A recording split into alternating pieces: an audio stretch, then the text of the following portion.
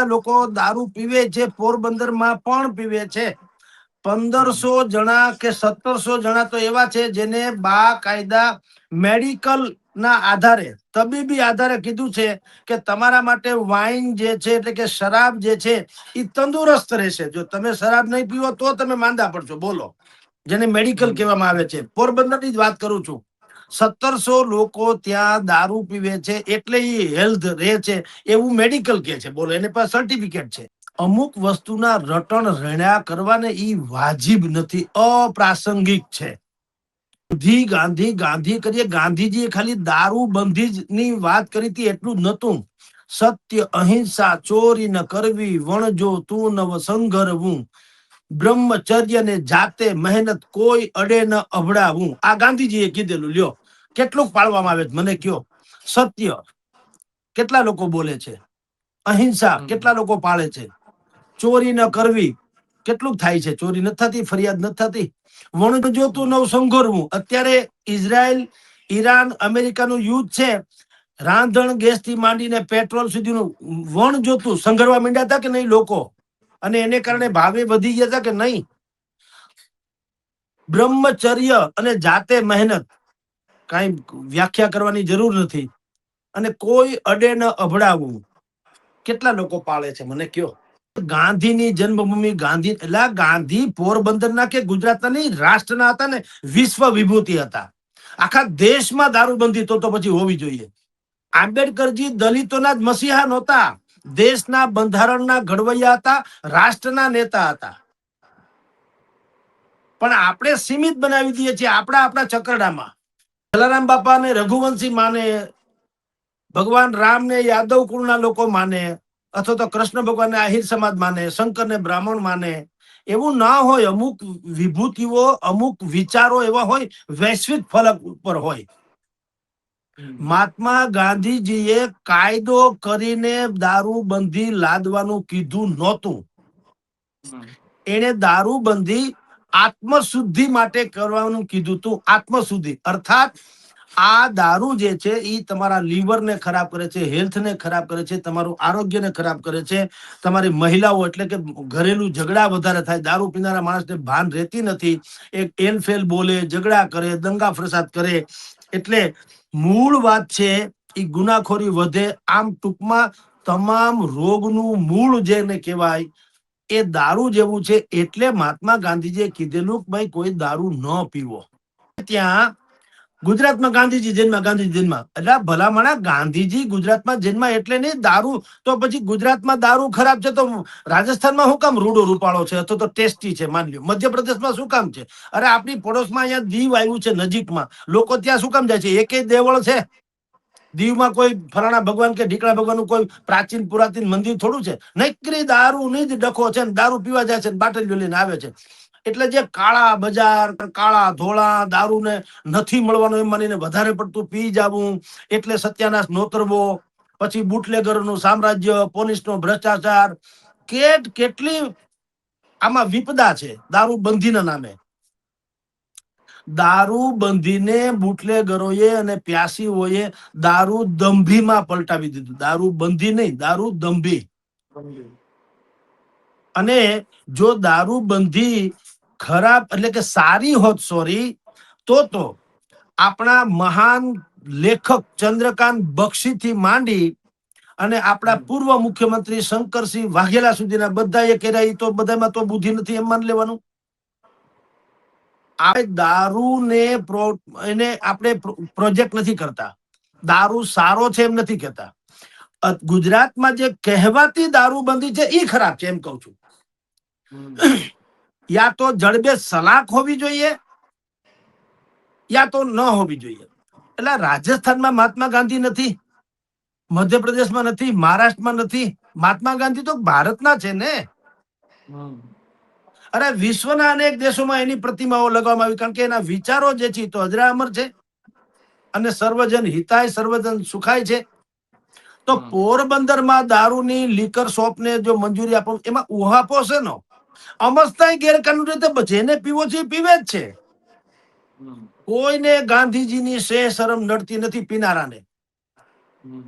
અને પોરબંદરમાં ભાગ્યે જ કોઈ એવો લગ્ન પ્રસંગમાં તો મને એક બહુ મોટા નેતાએ કીધેલું છે જે અત્યારે શાસક પક્ષની ફેવરમાં છે, અમારે ત્યાં ભાઈ કાર્યક્રમો તો થાય ને થાય જ લ્યો. તો ભલામણ ગેરકાનૂની થાય તો પછી તો કાનૂનીમાં હું વાંધો? આમાં બે વસ્તુનું નુકસાન થાય છે. ગેરકાનૂની રીતે દારૂનો ડખો છે એને કારણે શું થાય છે?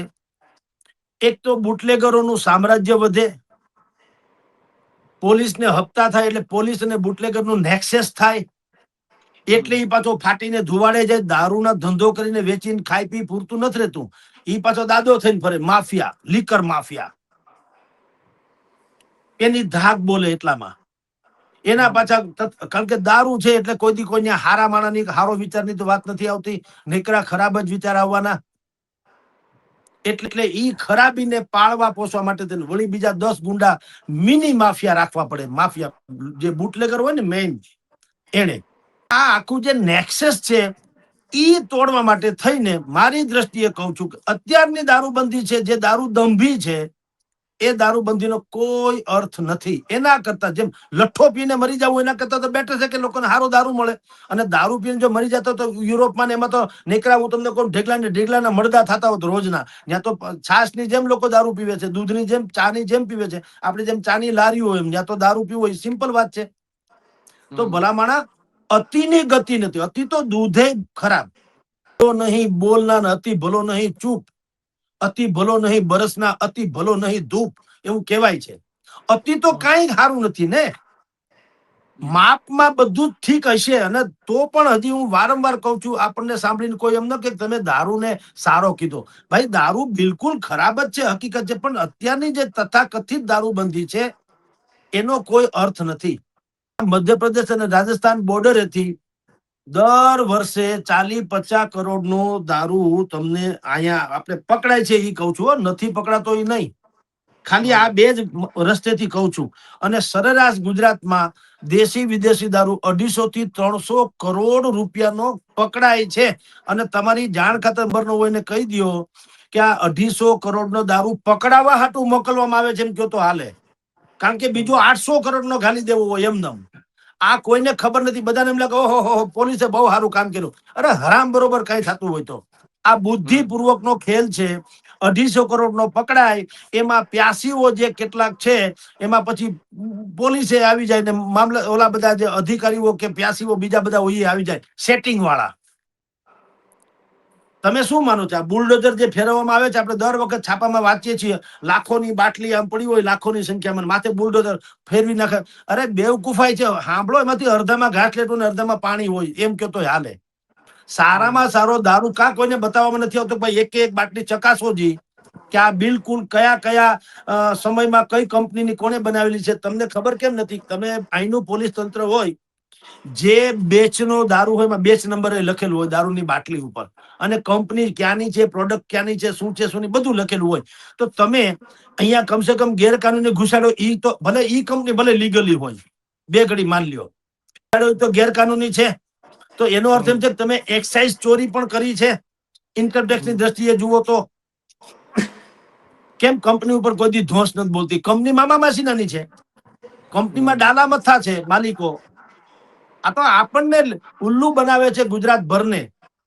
કહેવાતા ગાંધીવાદીઓ, કહેવાતું તંત્ર, બે કહેવાતા ગાંધીવાદીઓની પણ તમને કહી દઉં, ભલા માણસ જે કોંગ્રેસ સહિતના જે કેટલાક ગાંધીવાદીઓ છે એમ કે આ તો ગાંધીજીના વિચારોનું હનન છે. અરે ભલા માણસ, આલો 3 રાજ્યમાં તમારી સરકાર છે, કર્ણાટક તમારી અથવા તમારા મિત્ર સહયોગી પક્ષોની, બરાબર? કર્ણાટક, તેલંગાણા અને હિમાચલ પ્રદેશ, રાઈટ? હાલો ગુજરાત સરકાર ખરાબ છે ને આઈનું તંત્ર ફૂટલું છે ને ભ્રષ્ટાચાર ને ગાંધીના વિચારોને નથી માનતું, માની લીધું. હાલો આ 3 રાજ્યો છે, તમે ત્યાં જડબેસલા કરી બતાવો. હાલો દારૂબંધી એક ટીપું ન મળવું જોઈએ, કારણ કે તમે તો ગાંધીજીના વાહક છો. કોંગ્રેસનો તો દાવો છે ગાંધીજીનો, જેમ સરદાર પટેલ ને એ લોકો એમ માને છે કે ભાજપ વાળાએ હાયર કરી લીધા. બોલો હવે આ મહાન વિભૂતિમાં કેવા ડકા થાય છે કે સરદાર પટેલ ને ભારતીય જનતા પાર્ટી વાળાએ હાયર કરી લીધા. ગાંધી તો કોંગ્રેસનો દાવો છે કે ગાંધી તો અમારી વિચારધારા છે. તો હું આ 3 રાજ્યના નામ બોલું છું. કોંગ્રેસના મિત્રોને કહો કે ન્યા તમારી સરકાર છે, તમારી અથવા તમારા સહયોગી પક્ષોની ન્યા તમે, ગાંધીજી તો ભારતભરના છે ને, ખાલી પોરબંદરના તો છે નહીં.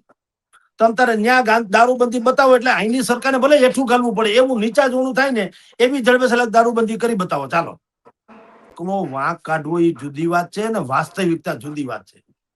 વાસ્તવિકતા એ છે મયુરભાઈ, દર વર્ષે આપણે 18,000 કરોડ રૂપિયા જેવી એક્સાઇઝ એટલે કે આવક આ દારૂબંધી કહેવાતી દારૂબંધીના કારણે ગુમાવીએ છીએ.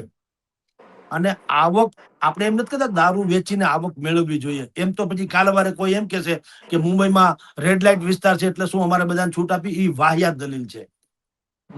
પણ જો તમે પૂર્ણતઃ દારૂબંધી લાગુ નથી કરી શકતા અને બધો જ પૈસો બુટલેગરોને જાય, દલાલોને જાય, હપ્તામાં જાય, કાળા બજારીઓમાં જાય, હરામખોરો પાસે જાય, એના કરતા તો બેટર છે કે 18,000 રૂપિયા રાજ્ય સરકારની તિજોરીમાં આવે તો હજી ક્યાંક હોસ્પિટલ બનશે, આંગણવાડી બનશે, ફલાણું બનશે, સરકારના શિક્ષણમાં ક્યાંક વપરાશે પૈસા. કઈ હાવ ગેરકાનૂની સરકાર પાસે એવું કોઈ ડિપાર્ટમેન્ટ તો નથી ને.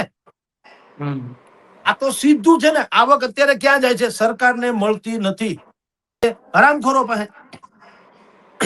તો એવી દારૂબંધીનો શું અર્થ? એમ મારું કહેવાનું છે. 89 થી 90, 89 થી 90 એવી લિકર શોપ છે રાજ્ય સરકારે મંજૂરી આપી છે. બોલો.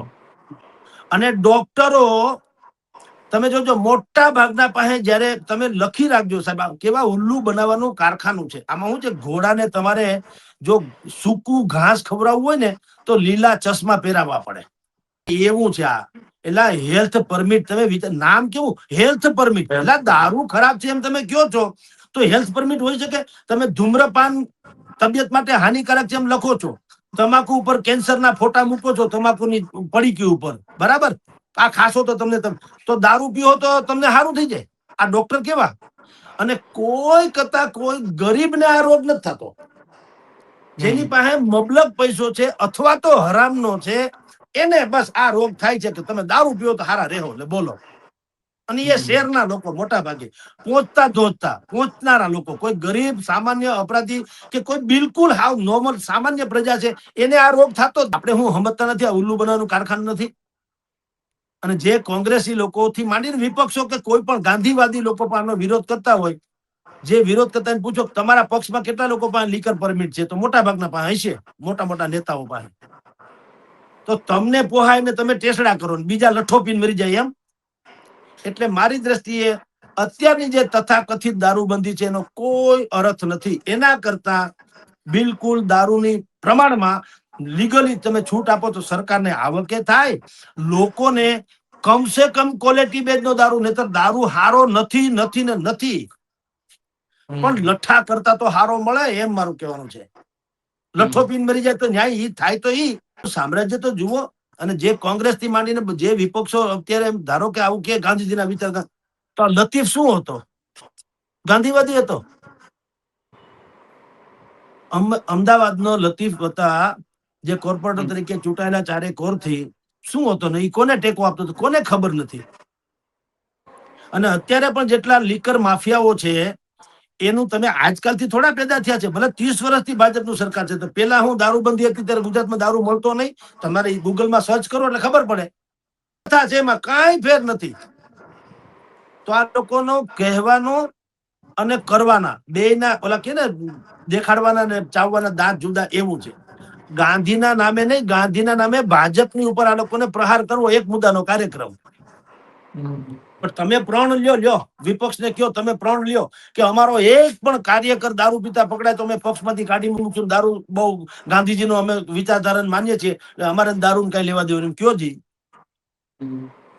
તમે ગોવા, તમારી જાણ ખાતર મોટા મોટા રાજ્યોમાં તમે જાઓ ને તો સૌથી મોટા દારૂના જે કેટલાક બાર છે કે ફેક્ટરી છે એમાં બધાની ભાગીદારી છે, એમાં મોટા ભાગના રાજનેતાઓ છે.